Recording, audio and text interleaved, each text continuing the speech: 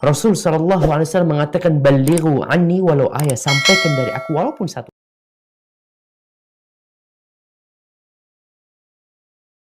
Assalamualaikum warahmatullahi wabarakatuh. Innal hamdalillah nahmaduhu wa nasta'inuhu wa nastaghfiruh wa na'udzu billahi min shururi anfusina wa min sayyiati a'malina. Man yahdihillahu fala mudilla lahu wa man yudlil fala hadiya lahu. Asyhadu an la ilaha illallah wahdahu la syarika lahu wa asyhadu anna Muhammadan 'abduhu wa rasuluhu la nabiyya wa la rasula ba'dah. Allahumma shalli ala Muhammad wa ala alihi wa ashabihi ajmain. Faya ayyuhal mu'minun ittaqullaha ta'ala haqqa tuqatih wa la tamutunna illa wa antum muslimun. Wa qala Allah ta'ala fil Qur'anil 'azim, bismillahirrahmanirrahim. Ya ayyuhan nasu ittaqu rabbakumul ladzi khalaqakum min nafsin wahidah wa khalaqa minha zawjaha wa batha minhuma rijalan katsiran wa nisaa'a. Wattaqullaha alladzi tasaaluna bihi wal arham. Innallaha kana 'alaikum raqiba. Wa qala an-nabiyyuna sallallahu alaihi wasallam, man yuridillahu bihi khairan yufaqihu fid din.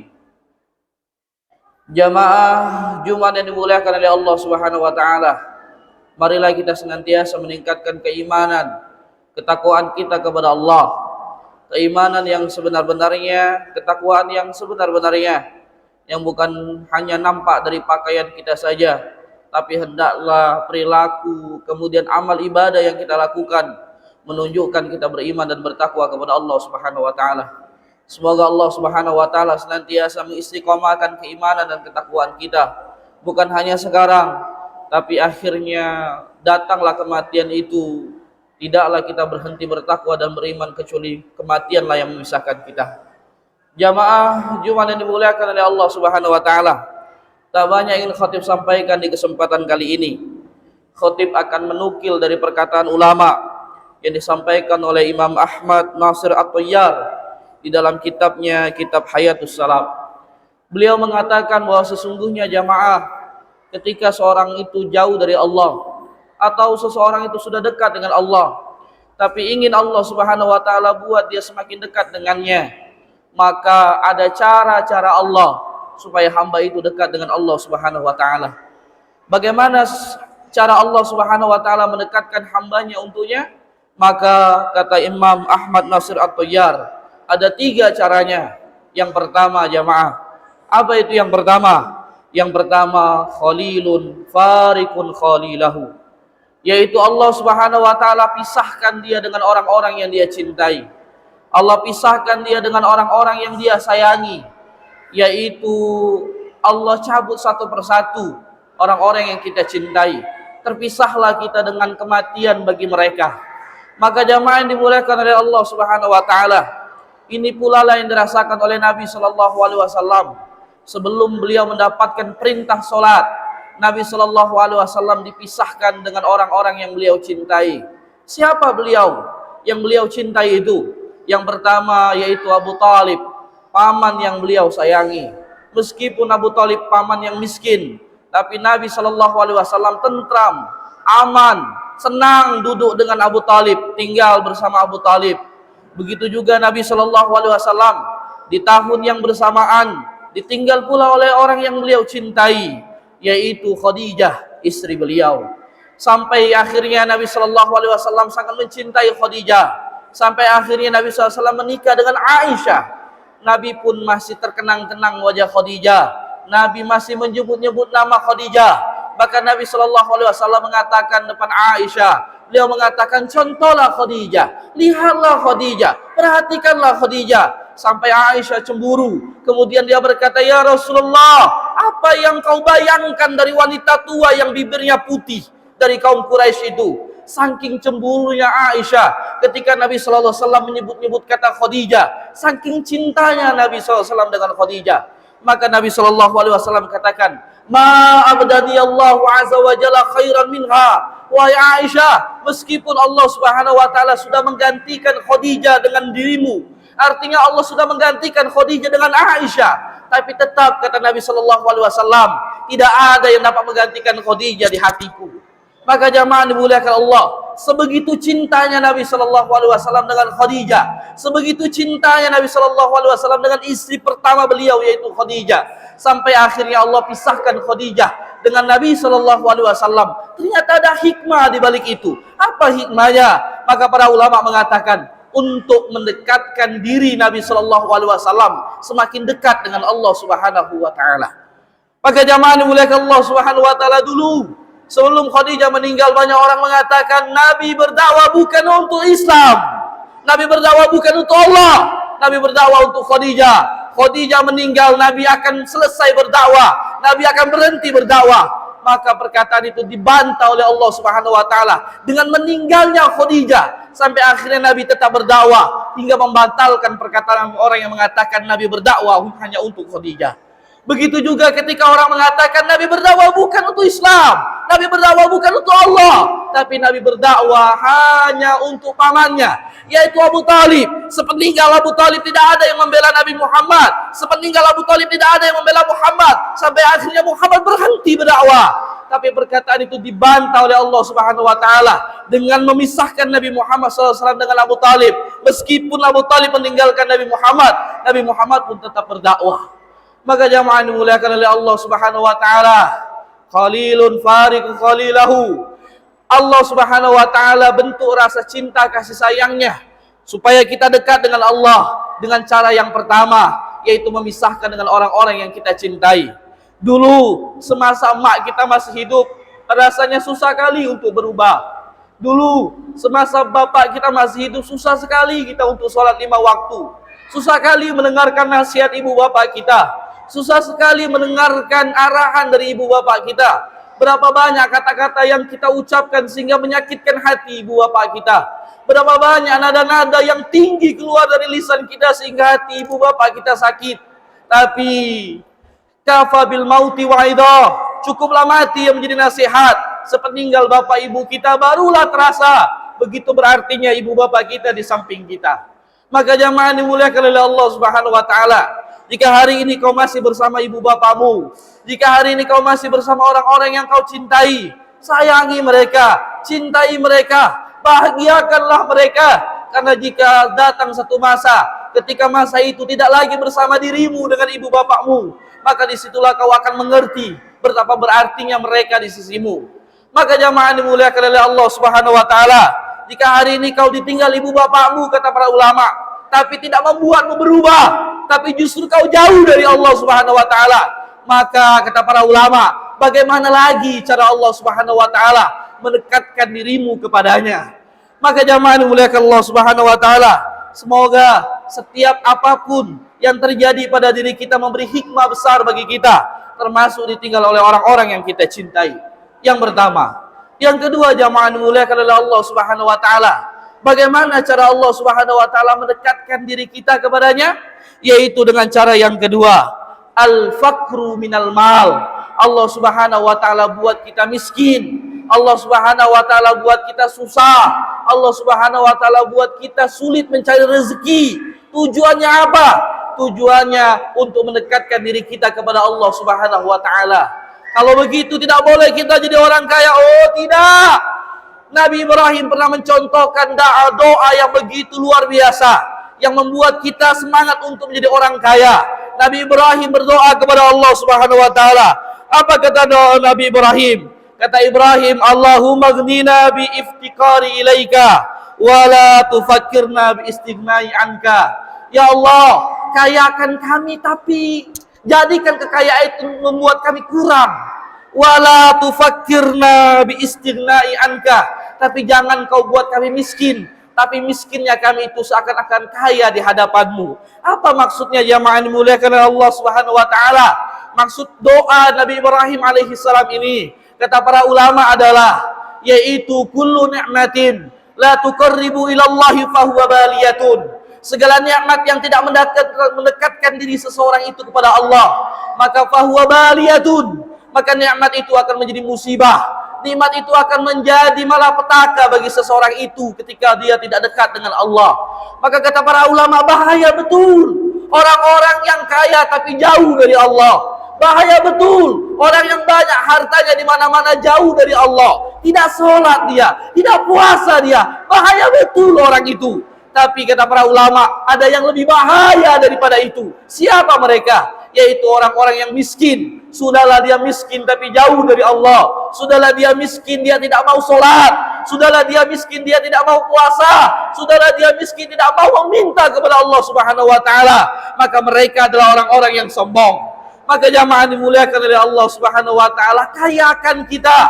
Ya Allah, kayakan kami. Catat kami sebagai hamba-hamba yang kaya. Tapi kayanya kami jangan sampai membuat kami jauh darimu.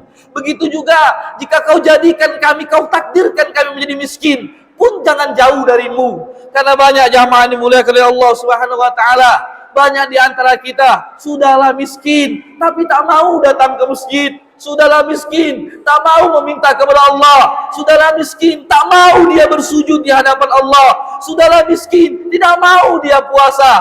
Padahal Allah buat dia miskin, Allah buat dia susah, Allah buat dia sengsara. Tujuannya satu, yaitu mendekatkan diri kepada Allah Subhanahu wa Ta'ala. Maka jamaah dimuliakan oleh Allah Subhanahu wa Ta'ala, semoga Allah Subhanahu wa Ta'ala menjadikan kita hamba-hamba yang dekat dengannya. Yang ketiga jamaah dimuliakan oleh Allah, bagaimana cara Allah Subhanahu wa Ta'ala mendekatkan diri kita kepada Allah? Yaitu yang ketiga, yaitu al-amradu fil abdan.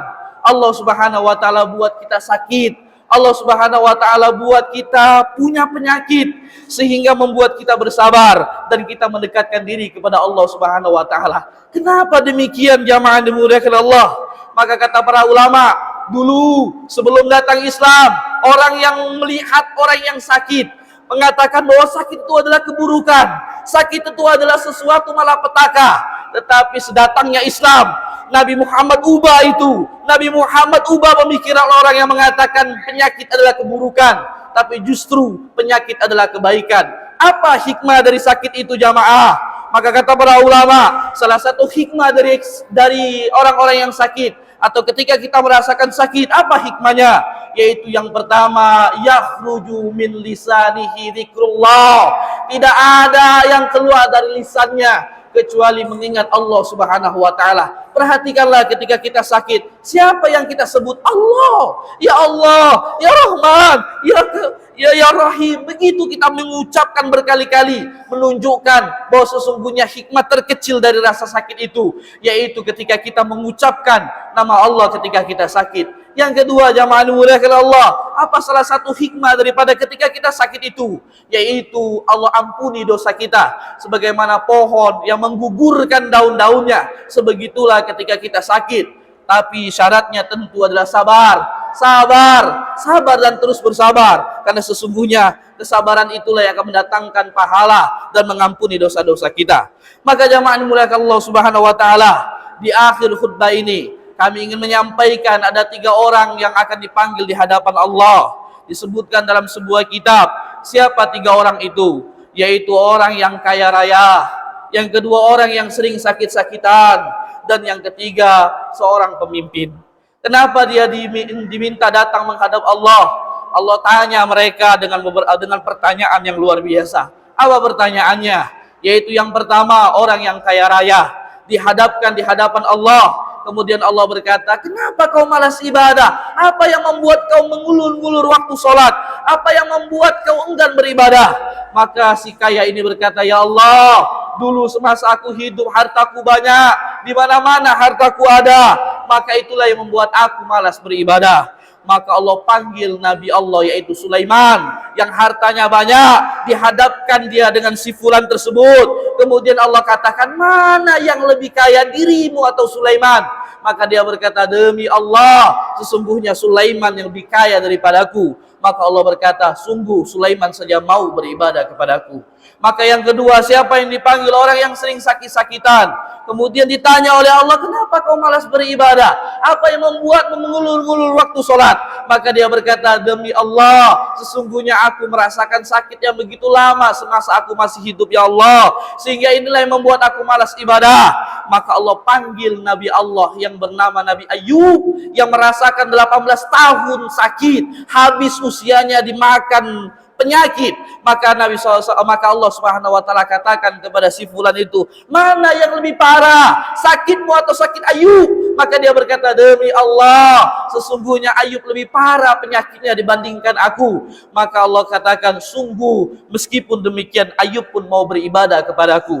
Dan yang terakhir jamaah, siapa yang dipanggil oleh Allah? Yaitu seorang pemimpin, seorang penguasa, seorang pejabat, dihadapkan di hadapan Allah. Kemudian Allah tanya kepadanya, kenapa kau malas beribadah? Apa yang membuat kau malas beribadah? Maka dia berkata, sungguh ya Allah, semasa aku hidup aku memiliki pemerintahan yang luar biasa, memiliki banyak rakyat, memiliki banyak warga yang aku urus. Maka Allah panggil Nabi Allah yang bernama Nabi Yusuf, seorang pemimpin. Kemudian Allah kesampaikan mana yang lebih repot, mana yang lebih banyak rakyatnya, mana yang lebih banyak urusannya, dirimu atau Yusuf? Maka dia berkata, demi Allah, sesungguhnya Yusuf lebih banyak urusannya dibandingkanku, lebih banyak rakyatnya, lebih banyak yang dia urusi. Maka Allah katakan, Yusuf pun mau beribadah kepadaku sementara kau tidak. Maka jamaah dimuliakan Allah Subhanahu wa taala, semoga Allah Subhanahu wa taala menjadikan kita hamba-hamba yang senantiasa beribadah, baik dikala senang maupun dikala duka, baik dikala sehat maupun dikala sakit, baik dikala kaya maupun dikala miskin. Barakallahu li wa lakum fil Qur'anil azim wa nafa'ani wa iyyakum bima fihi minal ayati wa dzikril hakim wa taqabbala minni wa minkum tilawatahu innahu huwal ghafurur rahim.